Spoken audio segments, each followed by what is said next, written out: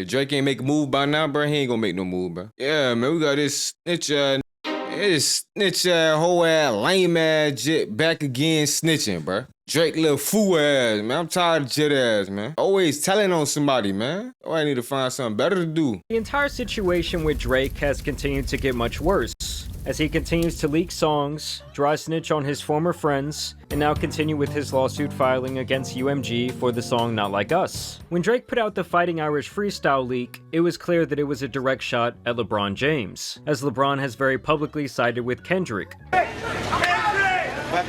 They're good. He's so good.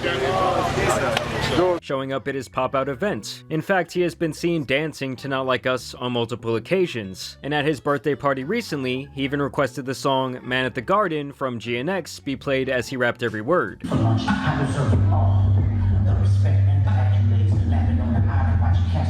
The world fell in love with the gimmicks, even my brothers got tickets. Seemed like they loved every minute. Just know this shit is personal to us and it wasn't just business. Talking about we family while I'm not the cousin to visit. God forbid we ever got to tarnish your public image. Remember, Drake loves LeBron. His first radio single was about LeBron. Hell, he even has the man tattooed on his body. Drake texts you and like, am I letting you down?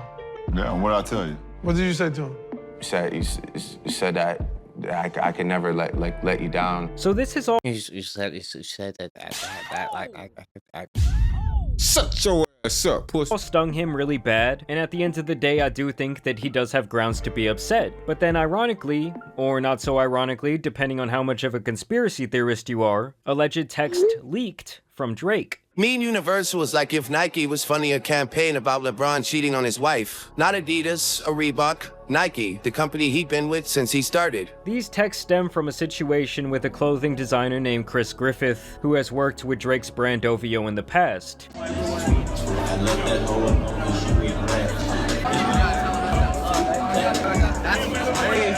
He alleges that he had an interaction with NFL receiver Stephon Diggs, who he says tried to make a pass at him. But when he denied him, he claims that Stephon got spooked and sent his brother and his friends to whoop his ass in this elevator. Eventually, Chris would escape, and now it seems that Drake has some sort of information that could help him build a case. But Drake doesn't want to get involved, and that's where these texts allegedly originated. Now, when the text leaked, Drake turned to his lapdog DJ Akademiks to defuse the bomb. This a fake DM. Drake called Buddy a rat. He got mad and made up some fake DM to try and make the blogs and me go viral. End of story. Source: The Boy. Good luck on the mission, bye. And then Chris would in turn post a video screen recording as his proof that the direct messages were real. And if we are running with the idea that these texts are legit, it only further proves that Drake is capable of lying to Akademiks, damaging his reputation as a journalist for his own personal narrative to be pushed. After this, Akademiks would essentially crash out and give his advice for LeBron while also trying to expose him. Maybe Drake will keep teasing it. Let me just tell you what I've heard. Yo, LeBron,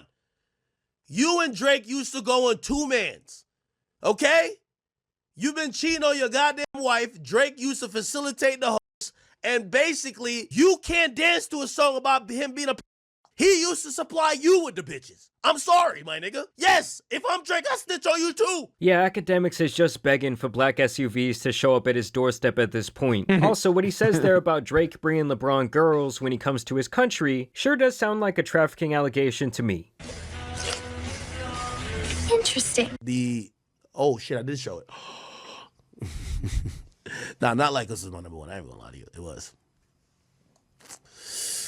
Not Like Us, Bent, Euphoria, Family Matters, and Push-Ups. I don't even know how it was number one, but fuck it. It was number one though, for real. Regardless, Drake and LeBron continue to have beef. I want you to know one thing. We're family. You're a brother of mine. You could never, ever let me down. Ever. Now let's get to the real meat and potatoes of this lawsuit, where Drake had dismissed his own petition against UMG, which had people thinking for about 24 hours that he either lost or got nothing, or that he won and he was going to get everything that he wanted from UMG in the background. But the very next day, it would be known that That's the point, man. LeBron told him and all, bro. You feel me? You always gonna be my brother. We locked in and all that. And you still gonna switch up on the man, bro. Like, all you had to do, bro, is stay down. This man just clearly was messing with the other song better, bro. He was neutral. He was a neutral person, bro. He just vibed with the song. That's it. Come on, that's LeBron.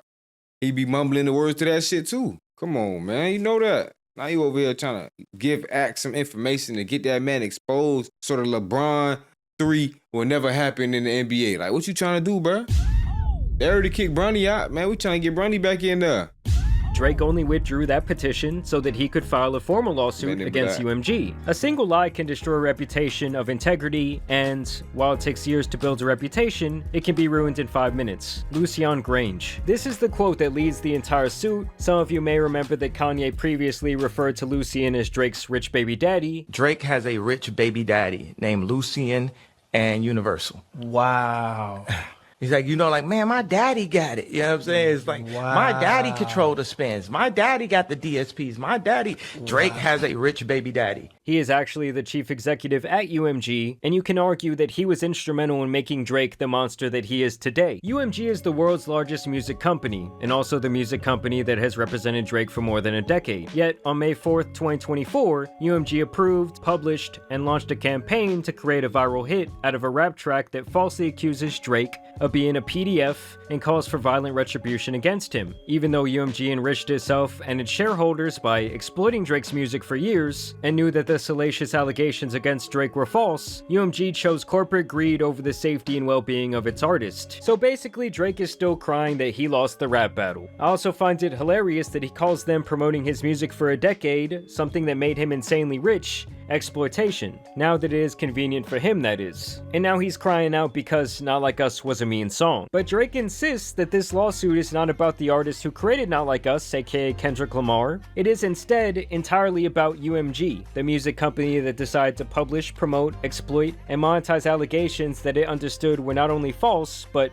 dangerous. UMG has also responded, by the way, where they pretty much cook Drake, telling him that they also published all of his various rap beefs and rap lines about other people over the years. But I guess he didn't have a problem back then. Drake claims here that UMG essentially used Kendrick Lamar to devalue and scathe his public image, so when it came time to renegotiate his contract in this year, they would have all the leverage, which does not make a lot of sense for them to devalue their biggest artist. It would be like me purposely tanking the biggest stock in my portfolio. It just doesn't make a lot of sense. It is not just fans of rap music who now believes that Drake is a certified PDF. UMG used its promotional resources and exclusive licensing rights to place the recording on numerous national televised events, including but not limited to award shows, national political events, and more.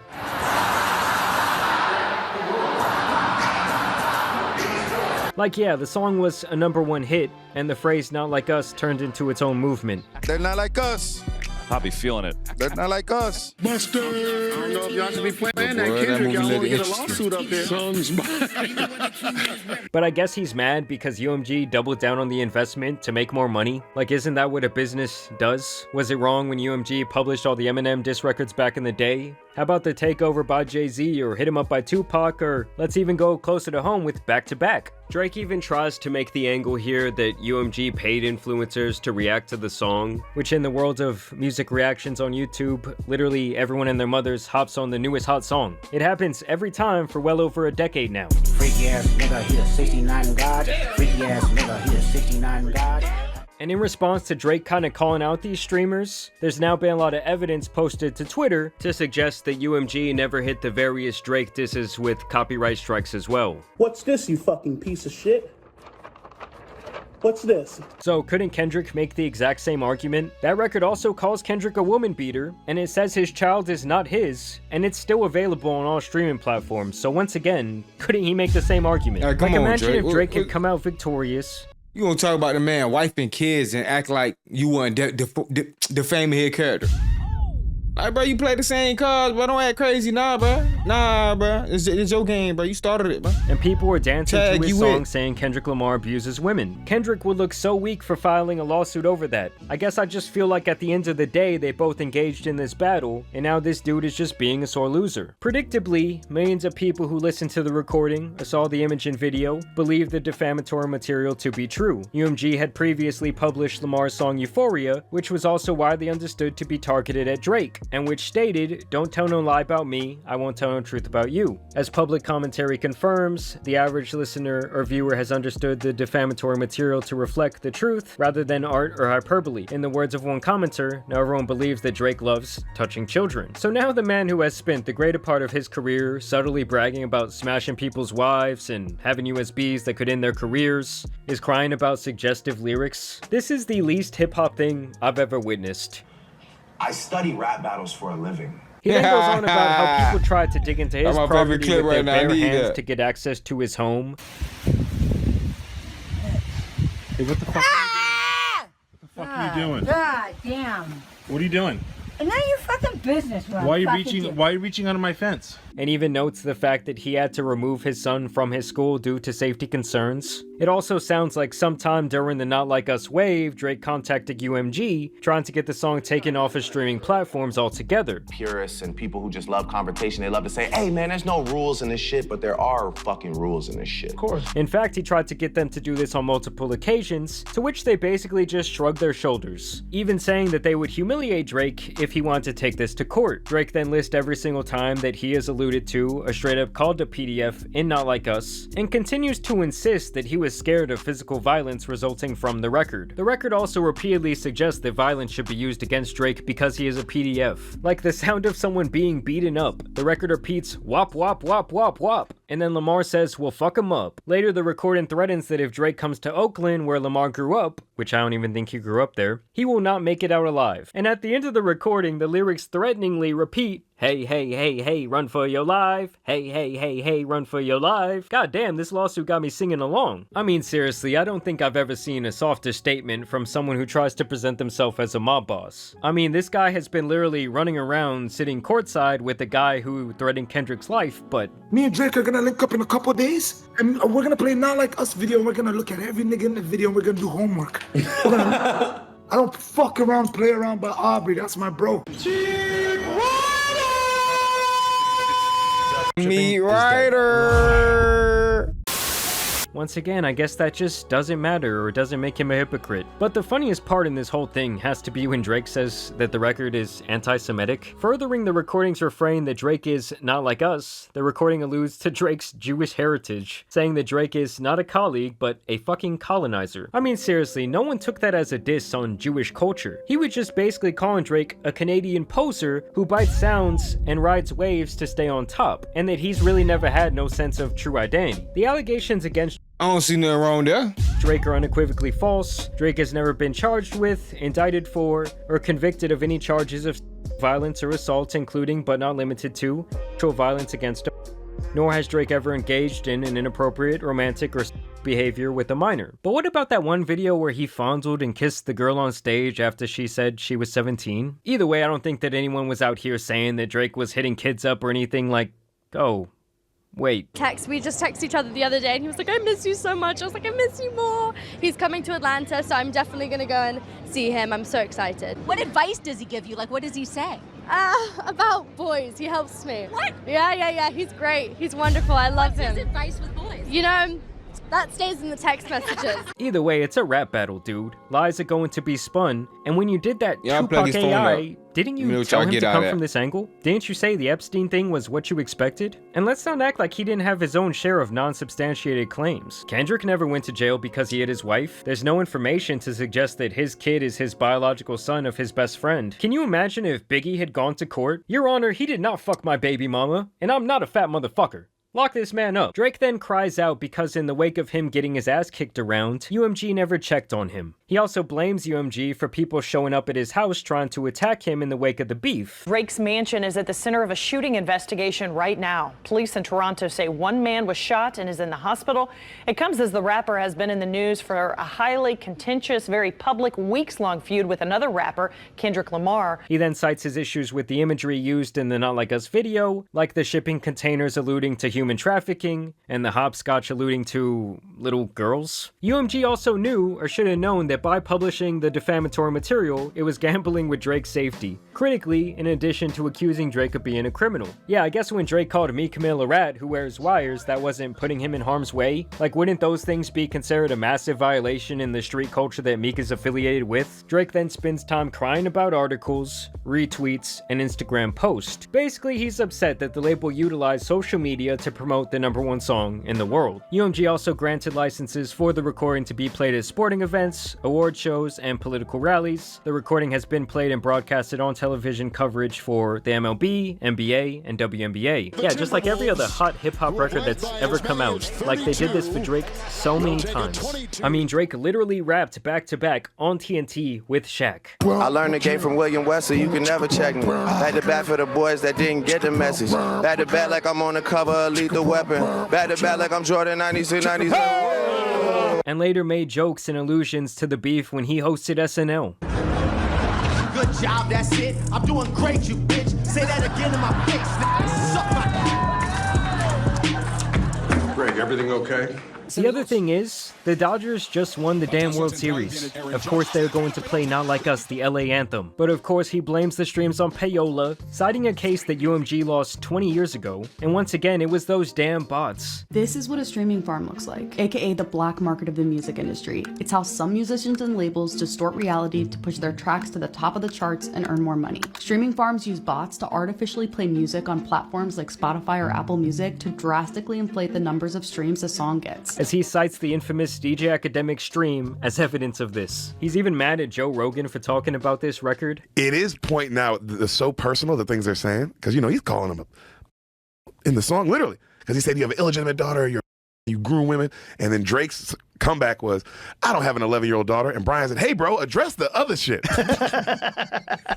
This guy has YouTube reactors and Twitter memes cited in the lawsuit, and it's just crazy how times change once the tables flip. Like back when he was on Meek's ass on stage performing back to back, he had memes antagonizing Meek popping up on screen behind him. In the summer of 2024, users updated the description of Drake's Toronto address in rideshare applications Uber and Lyft. Users have added the address to read, Drizzy touches kids, Drizzy's fun time chamber, and a minor. So now Drake is seeking this defamation claim, which means this was never really about the music industry and saving the little guy from getting bullied by the machine. It was about him having his feelings hurt and being a very sore loser. And I really do feel like his ultimate goal here is to try and tie this song up in litigation so that it cannot be played at the Super Bowl or that UMG would have fears of that happening. Ultimately, there's one of the most hypocritical things I've ever seen play out, period. And sometimes you just have to know how to hold your L and firmly grasp it, dude. But no, he's out here suing people, crying about LeBron, crying about DeRozan, crying about his white party event that he went to and how no one said his name and the energy was different. Like, all this guy had to do was be pretty unbothered,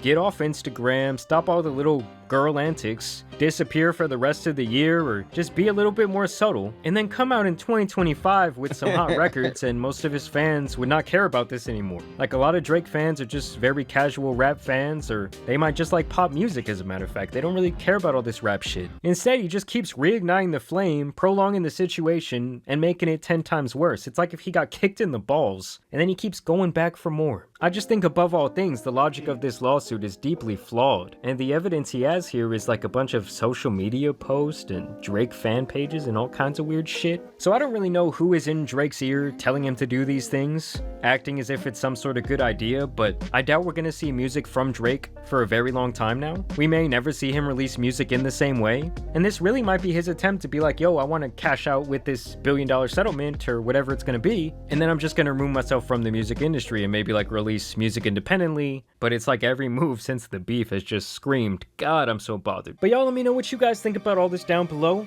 I will continue to keep you guys updated on this Drake situation. It's like the gift that just keeps on giving. But I do want to thank you guys for watching today's Drake, bro. What's up with you, bro? I think Drake a goofy. I think Jet ass played. I don't know what Jet be thinking, bro. Jet think he a YN or something, a young nigga, real nigga, some shit. But yeah, that's a bitch, bro. Stop trying to act like your ass something you not, bro. Over here, motherfucking.